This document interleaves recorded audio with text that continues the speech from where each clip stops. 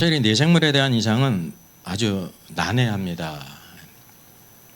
1장에서도 나오고 10장에서 나오고 그러는데, 그래서 이제 고민이 이걸 계속 다뤄야 되나. 그래서 이제 어려울지라도 좀 한번 다뤄야 되니까. 그래서 여러분 조셔도 제가 이해를 하겠습니다. 이번에 참 이해하기가 어려운 거예요. 내 생물에 대한 말씀이. 여성한성음제 남녀차별인가. 자, 내 생물이 나와요. 내 생물은 넷에 살아있는 생물이라는 거예요. 5절, 그 속에서 그 불 가운데서 네 생물의 형상이 나타나는데 그들의 모양이 이러하니라. 그들에게 사람의 형상이 있더라 라고 말하고 있습니다. 그럼 네 생물이 뭘까요? 그러면 천국 지옥 갔다는 사람들 네 생물 본 사람 있어요, 없어요? 쉽게 얘기를 하면 성경도 안 읽어본 거예요. 아니, 성경도 안 읽어봤다고. 갈 수도 없고 그 모든 게 다 거짓이에요, 거짓. 반드시 하늘이 열리면 하나님의 보좌를 볼 뿐만이 아니라 그 보좌 주위에 네 생물이 있고 또 누가 있어요? 24보좌 장로들이 앉아 있지 않습니까? 거기에 뭐 크리네스테시가 있고 뭐 요셉의 뭐 동상이 있고 뭐 별로 못 깨달아 얘기를 하잖아요. 그 사람들이 한편으로 무지해. 그리고 그 마음에 뭐가 있냐, 음란한 마음이 있어요. 그게 음란한 거예요. 성경을 통해서 우리가 정상적으로 이렇게 알려고 하는 게 아니라, 이게 다 귀찮은 거야. 읽기도 귀찮은 거야. 듣기도 귀찮고, 누가 가서 봤다는 걸 다 듣고 다니려고 쫓아다니는 거야. 그게 이제 음란한 마음이죠.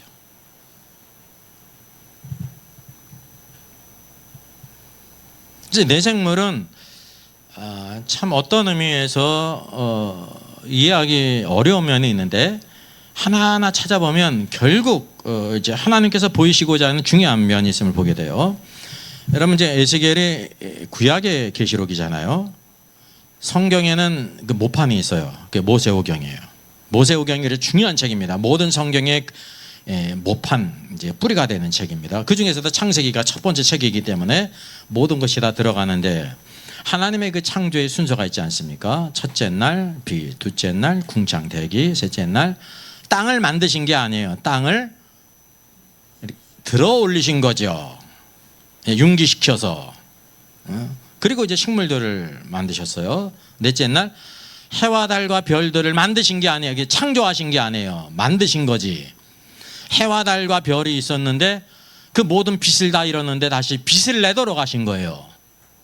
그리고 이제 다섯째 날 어류와 조류를 만드셨고, 여섯째 날 짐승과 가축과 기는 것을 만드시고, 마지막에 이제 사람을 만드셨습니다. 이게 창조의 순서입니다. 이게 중요한 것은 바로 뭐냐면, 이 하나님의 창조와 내 생물의 관계예요.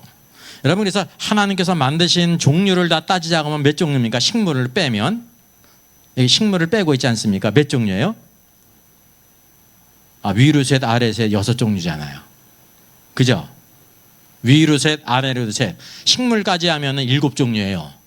그럼 빼고 6가지 종류인데, 그러면 내 생물 첫 번째 계시록을 보게 되면 첫 번째 생물이 누가 같습니까? 여기 체크해냈는데 사자와 같고, 사자가 있잖아요. 그래서 사자는 무엇을 대표하는 거냐면 짐승을 대표하는 거예요. 짐승의 왕으로서. 둘째 보게 되면 송아지, 소가 있지 않습니까? 이건 뭐를 대표하는? 가축을 대표하는 거예요. 어떤 사람은 돼지를 대표하지 않습니까? 중국 사람들은 돼지고기 좋아하고 막 그렇게 할 수가 있는데, 가축의 대표는 소예요, 소. 그래서 그렇게 얘기를 하면 누가 웃어요? 소가 웃는 거예요.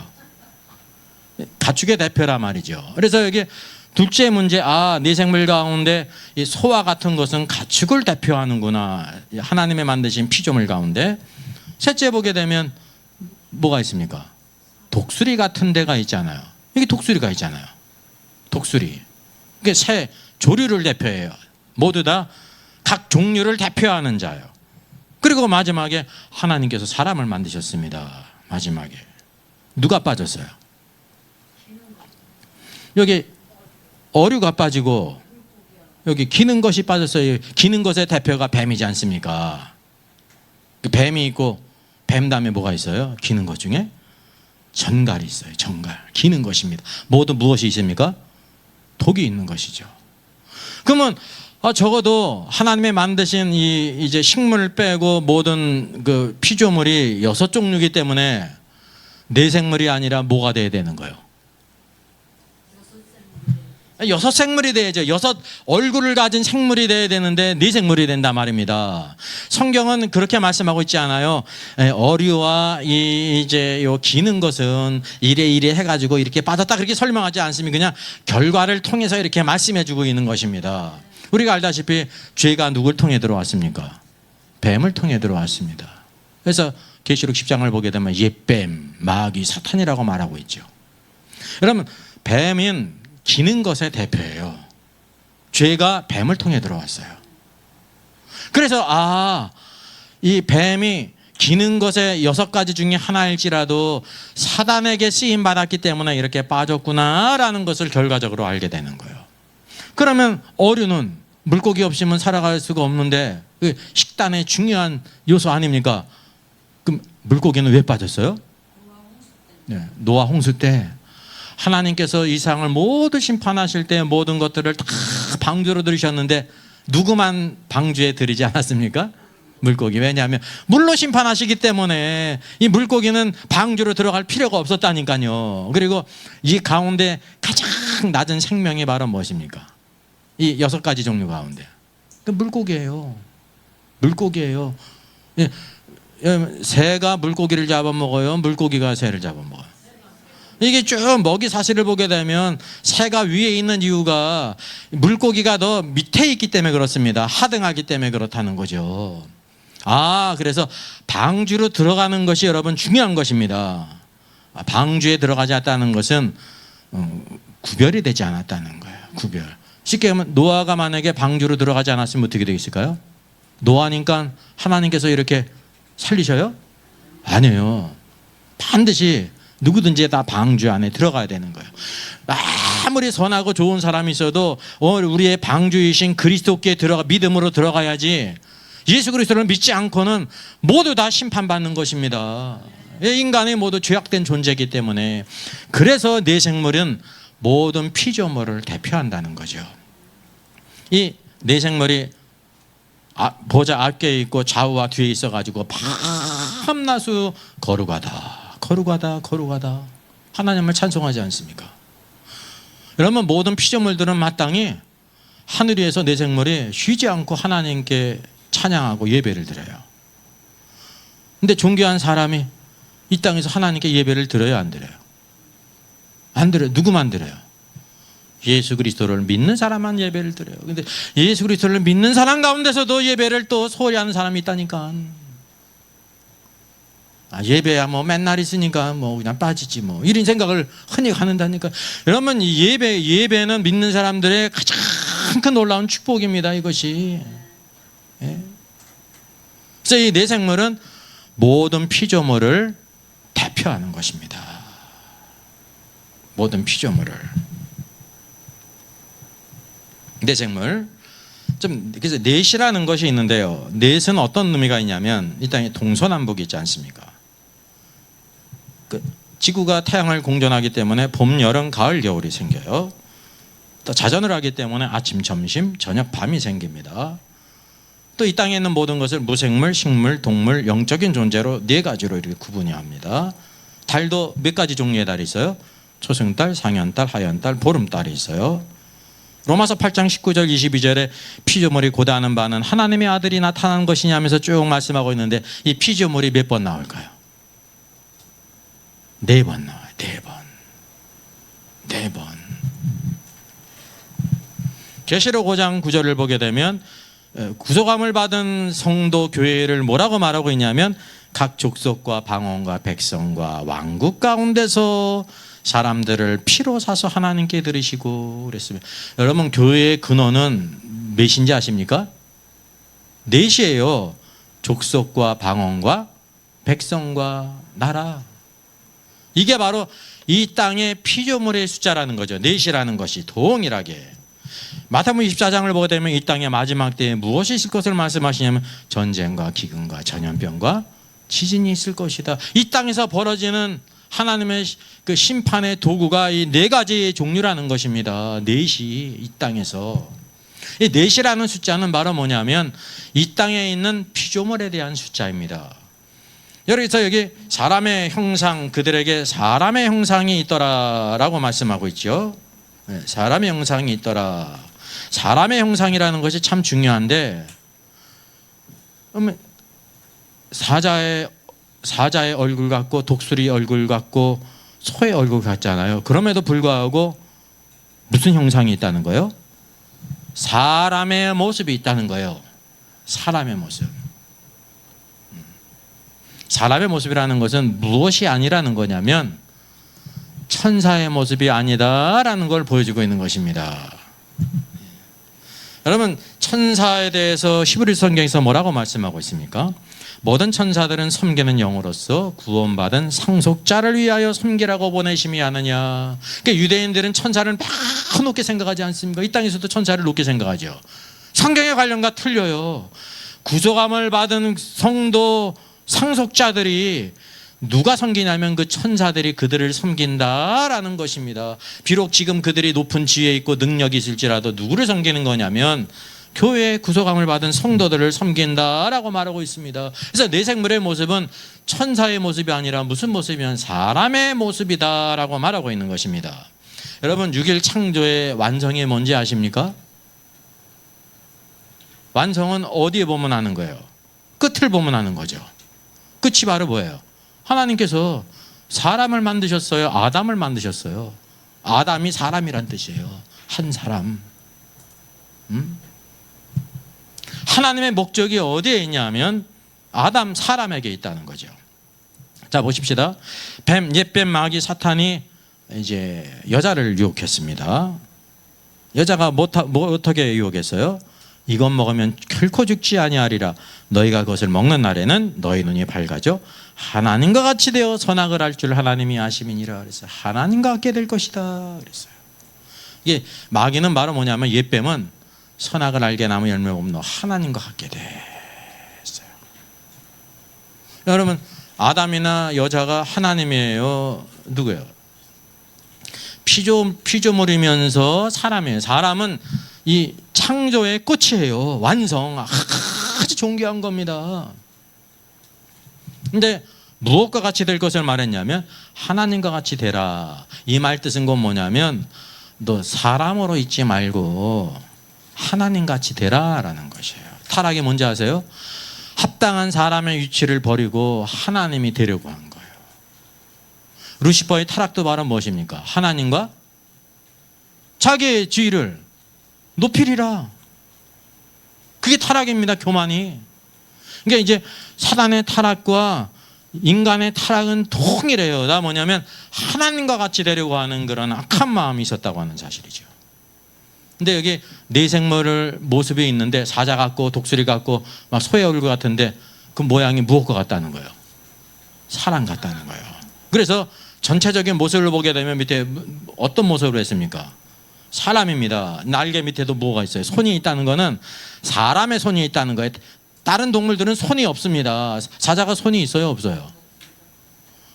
그냥 앞에 있는 거를 그냥 손이라고. 개가 손이 있대. 어떤 사람은 그게 다리인데 그냥 앞에 있으니까 손이라고 우리가 불리는 거예요. 손조 그러는 거지 그게 손이 아니에요. 다리지. 사람만이 손이 있습니다. 사람만이. 독수리가 손이 있어요? 없어요? 없잖아요. 사람만이 손이 있다니까요.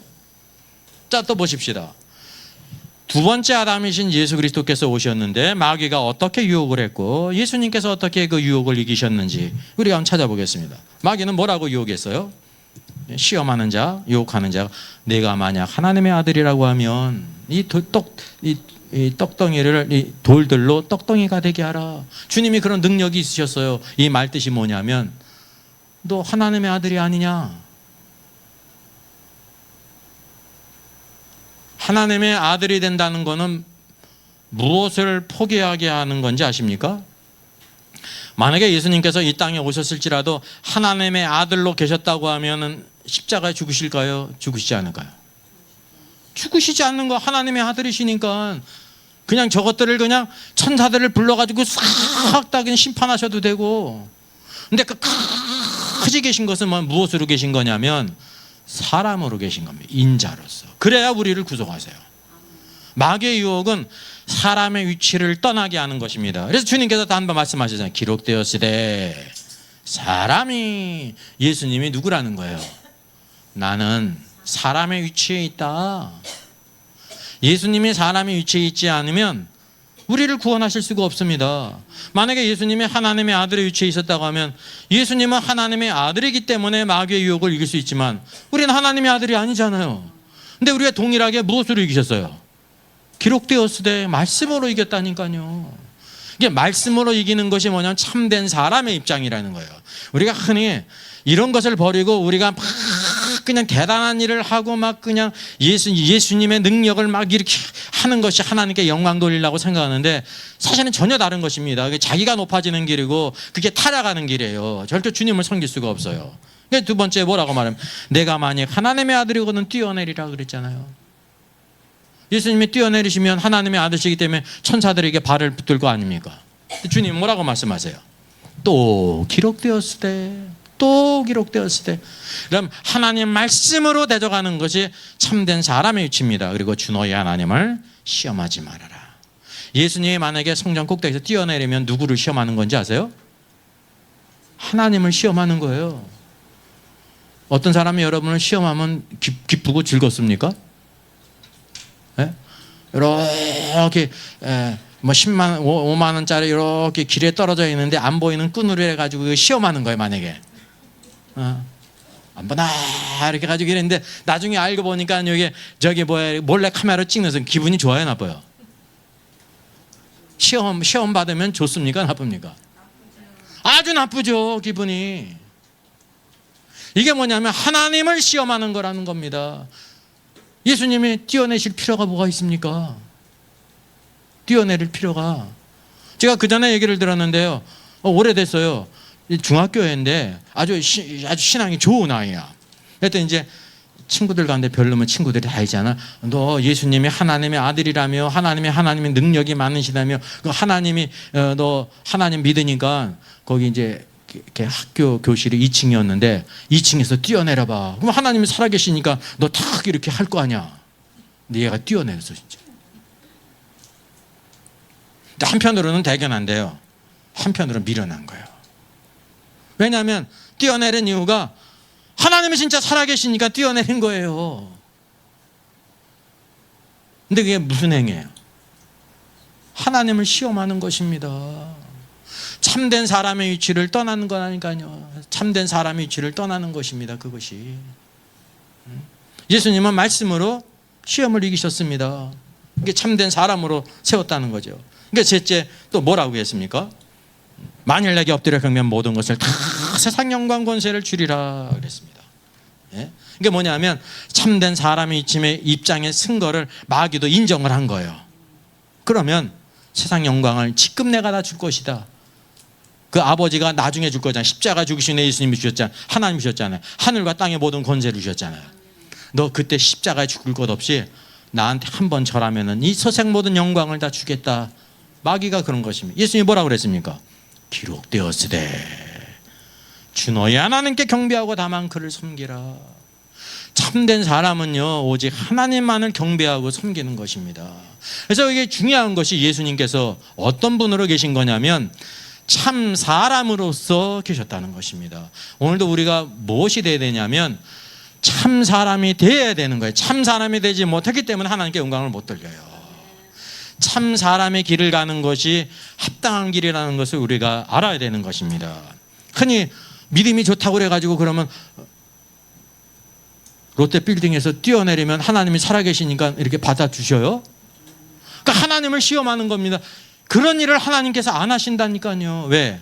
우리가 어떤 길을 가게 하셨어요? 참 사람으로서 가기를 원하시는 거예요. 이게 한편으로는 그러면은 기적이지 않습니까? 우리 그 타락한 생각은 그런 기적적인 일이 있으면 사람들이 예수님을 믿을 거라고 하는 거예요. 복음이 필요가 없죠. 믿음이 필요 없잖아요.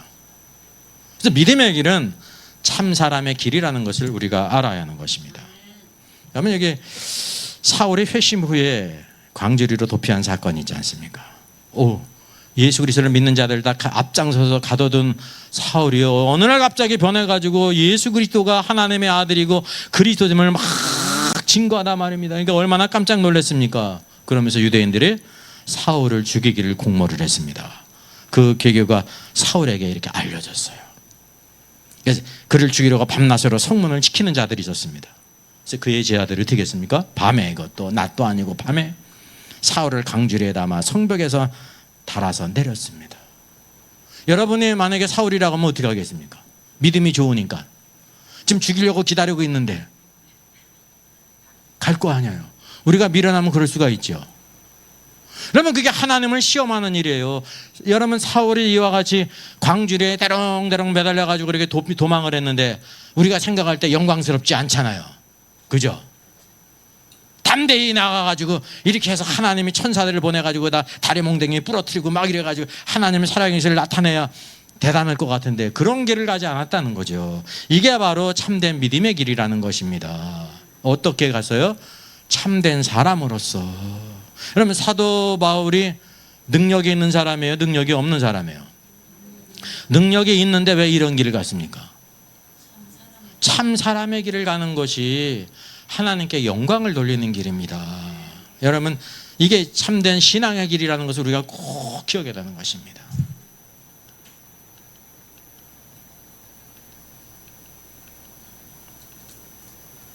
자, 요한